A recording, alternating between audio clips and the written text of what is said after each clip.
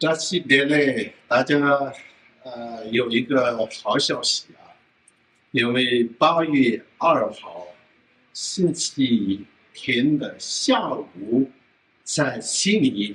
有一场书生的一个大法会啊。这个书生的大法会主要是内容是联释国经藏版的财神观点。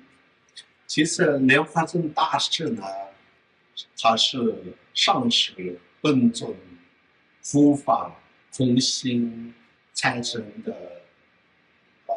终极啊，所以呢，莲花生大师呢，既是上师，也是财神，所以这个财神的莲花生大师的左手的哪个呢，就是这个财宝天王的象征的。这样的一个法器，右手持有如意宝，所以这个莲饰和一般的莲饰不一样。然后很多财神当中，莲饰的财神是比较更稀有更难的。再加上呢，这个就是目前呢，也是不丹的法王南提宁波仁波切，现在也是整个宁玛的德高望重的大圣师。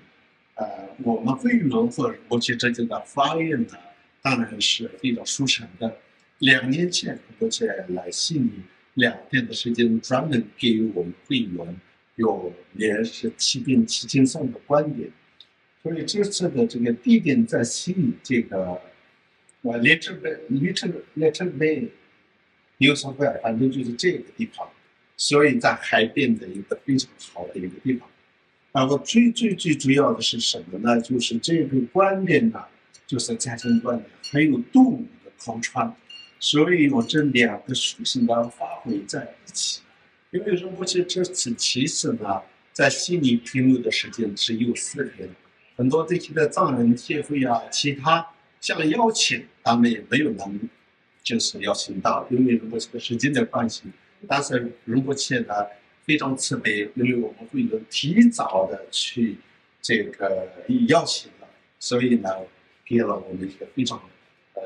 好的一个时间点，也是星期天下午，相对于大家的时间也比较容易的啊，这个不是上班的时间。然后呢，我想说的是，这里呢有联络方式和报名的连接，你自己和亲朋好友，这个观点是相对的比较结缘。可以这个公开的，所以呢，其他还没有深入学习密法的也可以参加，因为透过仁波切的家长的观点，可以种上一个很好的善的种子，也能够获得很好的一个祝福。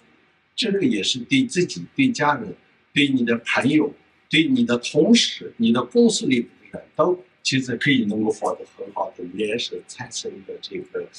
个祝福嘛。所以呢，我们希望就是这个8月2号星期天的下午，大家都能够聚集一起，然后能够得到仁波切亲自的这个观点和口传的加持。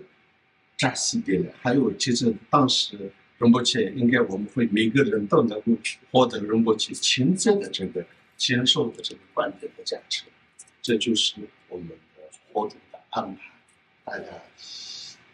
尤其是在悉尼的，或者在澳洲的其他地方的，